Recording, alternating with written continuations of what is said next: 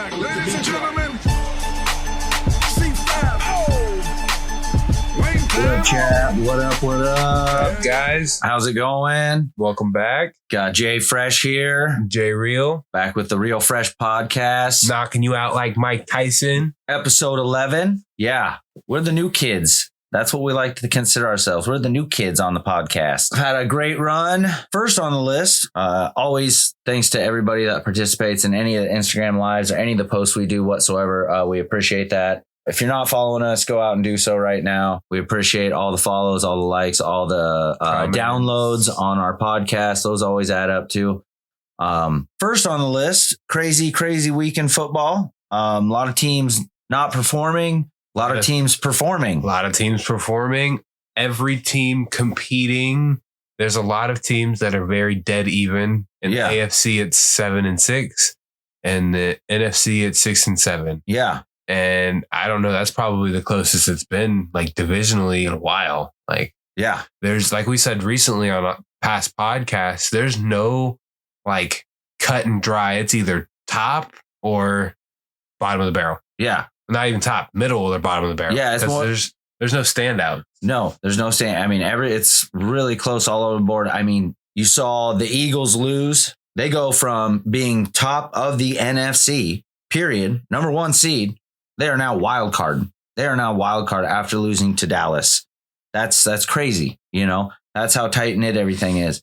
And we talked about that on our Instagram live we had. So again, we like to thank everybody for tuning in on that come out. The little bit of participation we got. We just decided to do one quick. We were just kind of hanging out. Wanted to get everybody's feedback on what was going on. I mean, Cole, shout out to Cole Lewis. Shout out to Gage. Gage chimed in. But the big thing we took away is even Cole brought up trash year in the NFL, and a little snippet from that. Derek just joined. What's up, Derek? Derek's a Lions fan, so he's hurting after today. He's wallowing with all of us. Welcome to the club. Welcome to the club. What did Cole say? Cole said, hot take, year in NFL really wasn't that great. You're pretty much on it. I mean, we've been talking about that the past couple weeks on the podcast. There's been no standout team.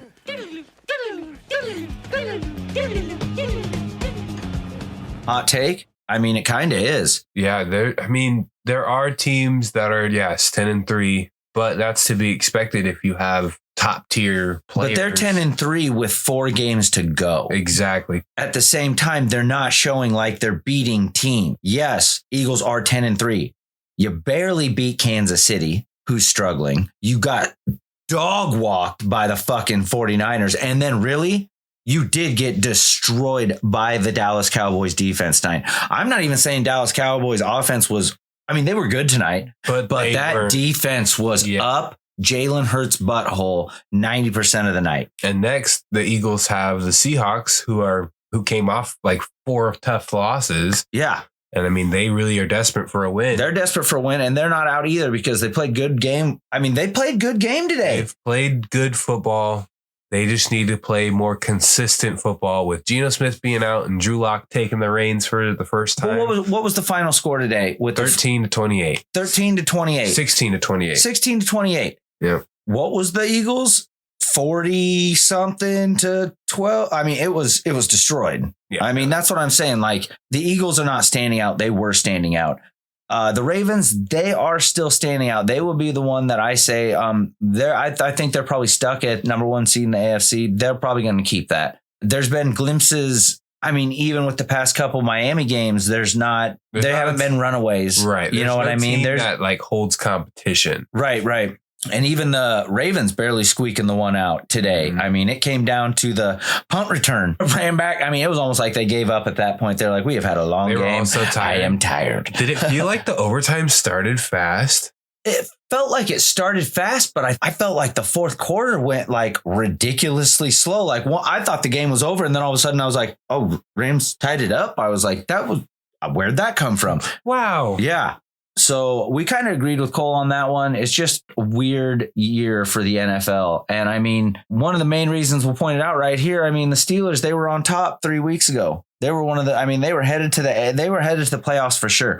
The AFC North was just looking ridiculous. And then they lose to the 3 and whatever frickin' Patriots. And don't get me wrong, last 2 games, Bailey Zappi has been popping off. But I mean, you think with the experience that the Steelers defense has, they would be keeping him in these games. And it's really, it's come down to the fourth quarter, and they're playing catch up. The Patriots were up by the time the Steelers were actually putting points. It was scoreless the entire second half. Exactly. So like the Steelers scored fourth quarter, but it was too late. I mean, they should have been scoring third quarter. Yeah. And they should have scored again in maybe the second quarter. I know it's hard to put up points, and from our perspective, we can't just say. And they did lose their quarterback, right? We can't just blame everything on them. And like I said, but even then, you were watching in the so I watched that game. You were watching pregame, watching George Pickens just grab this ball out of the air one-handed. Nothing, just nothing. It's like, are you just not throwing it at this kid because he can catch the ball? But when he doesn't get the ball, he pouts. Yeah, I'm fine with the powder as long as he catches the ball. Unlike Kadarius Toney. Everybody on the the Kansas City Chiefs receiver core. Yeah. So I don't know. I definitely think they're not playing correctly when it comes to, I don't know, spreading the ball around to the receivers that are actually going to do something for them. Again, they're just going to struggle. I mean, they are still in the run. We touched on it a little bit. We touched on it the most, and a little snippet from that. Everybody kind of just has that, like, close at there's 6 or 7 teams sitting at 7-6 in the AFC. Yeah, that's ridiculous. It's too close. That's ridiculous. The last couple seeds in the playoffs are literally still a toss-up. Yeah, they don't. There is nothing calling it right now. Pretty much the last 3 seeds in the wild card. The wild card's up for grabs, and even then, everything's so close. Both Jacksonville and Kansas City at this point are not safe after losing today. They're at 8-5, and you're sitting 8-5, and then the teams fighting at wild card are 7-6. So they lose one. It takes one more stumble and one more good step by a team that, 3 weeks ago we thought was done. And you lose your top spot in 3 weeks.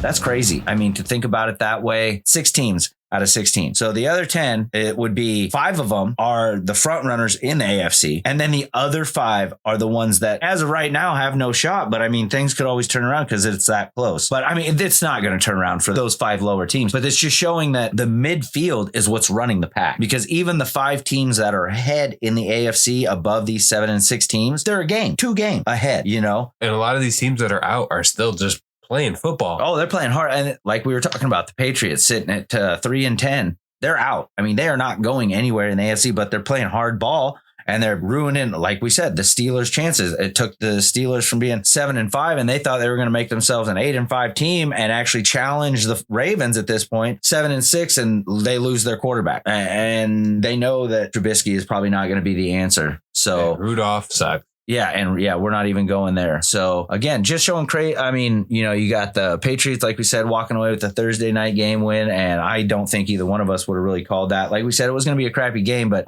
we just didn't think the Patriots are going to be able to stop really the Steelers defense, and the Steelers defense didn't seem to show up until the second half. Right, and it was too wasn't late. In the second half, it was like the third quarter, and then the fourth quarter they were playing really well.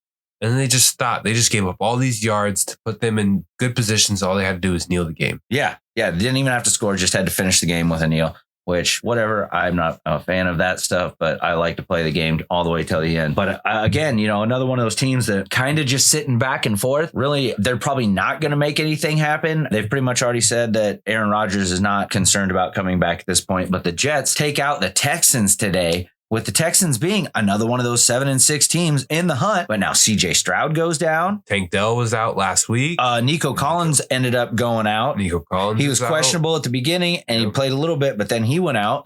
That's their whole offense. I mean, the whole offense. So now that 7-6 team, what's going to happen to them the rest of the season? They're going to run backups the whole time. It's going to be a really tough one for them. And then Zach Wilson plays today. Zach Wilson plays and gets 2 TDs, 301 yards, no interceptions. It's like, Where's that been all fucking? But it's I know expected against a bad Texans defense. I know, but still, where's that been? Because you've played other bad teams and you didn't do that. The Texans have been top 20 in receiving yards. Yeah, allowed on their defense. No, I'm not disagreeing that. I'm not disagreeing. I'm just saying the Jets actually played today and they had less to play for than the Texans did. And the Texans drop again, another game, and the Jets jump up a game, walking away with a 36 win. That's crazy. This would be one of the ones that I thought, I don't know, maybe it's just me, but really didn't matter at this point. But the Saints, Panthers, again, we know the Panthers they're out for this season. Yeah, they're done. They're pretty much just playing for first round experience. Oh, it's I don't even know. Again, we don't need to get into that. We already know my frustrated feelings on the fact of Panthers getting another first round pick, especially when they didn't do jack squat with the other one. Well, it's funny. They lost their first round pick because they traded it to the Bears. They did. You're right. So, okay, I guess. I don't know. I just don't see the Panthers. I don't know. They have the tools and they're just not connecting the dots in my eyes. Like, that's my thing. It's all supposedly there. It's just not working. Maybe somebody else needs to buy the damn team. He should have sold. What was it? Diddy wanted to buy it. Maybe he wouldn't have raped somebody.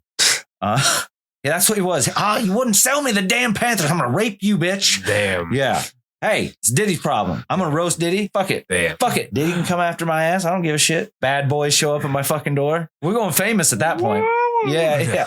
Fucking Dylon, and Dylon all show up. By 5 hottest rappers ever. But yeah. So the Panthers look like shit. The Saints, I'm glad they got a win. Carr threw for 2 touchdowns, got an interception, of course.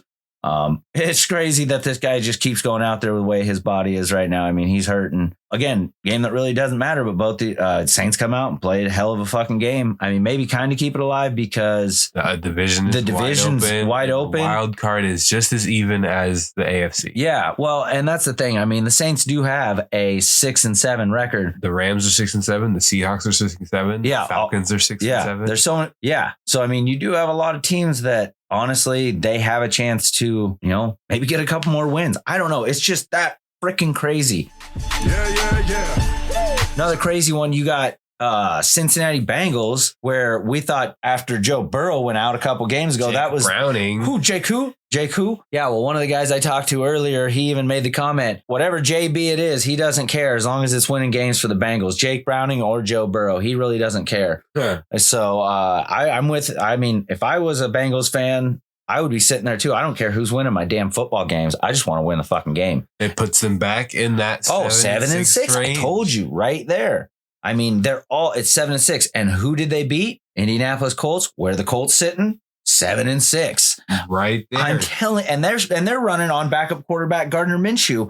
And the Magic, he's been there. I mean, today wasn't one of his better games by any means. He was 1 for 1 TD for 1 interception. It wasn't an amazing game, but I mean, he still it's a backup quarterback going up against a decent Bengals defense. And he's still producing. So again, both those teams still in the hunt for the AFC. And I think, I don't know, I'll speak for me and I'll say after Anthony Richardson goes out for the Colts, we would have thought they were done for the season. And then you had Joe Burrow go out for the Bengals. I'd have thought they're done for the season. And that's the thing. Even after the Colts lose today, they go to 7-6. They're not out for the season. They just puts them where everyone else is at. Yeah, where 6 other teams are at in the AFC fighting for 2 wild card spots at this point. I mean, you can even go on. I mean, it was a battle today between the Browns and the Jags. That was a tough one. That was a hard fight. The Browns, at first, I thought they were about to just walk away with it. It was. And then the Jags come back. And the Jags just kept getting the ball. They kept getting opportunities. The Browns offense was struggling so much. The Jaguars just getting so many more opportunities, and they were just capitalizing off all of those drives. They literally scored off of, I think, 4 or not 4. I think it was 5 out of the 7 or 8 drives they had. He threw for 4. Yeah. He threw for 4. And he looked good even after the injury. But Joe Flacco coming in, I mean, the guy really thought he was done. I mean, completely retired. Yeah, but one of those people you thought was just out of the league, cruising through free agency, waiting to retire. It's crazy, though. What does this mean for other quarterbacks that have possibly kind of like just been forgotten about? I mean, Cam Newton. Yeah. Colin Kaepernick. I mean, I wouldn't say Cam Newton because he kind of got that shot and kind of shit the bed. No, but he still claims he's healthy enough. Yeah, I get it. He said, I can't name 5 better than me active right now. And I said, I could name 25. I could name maybe 30. I could definitely name 10. I will give it that. But neither one of these teams are looking for a quarterback, so we don't got to worry about that. I mean, shoot, you might want to think about keeping Joe Flacco for next season if you're a Cleveland Brown. But yeah, the Browns are sitting at the top of the wild card at 8.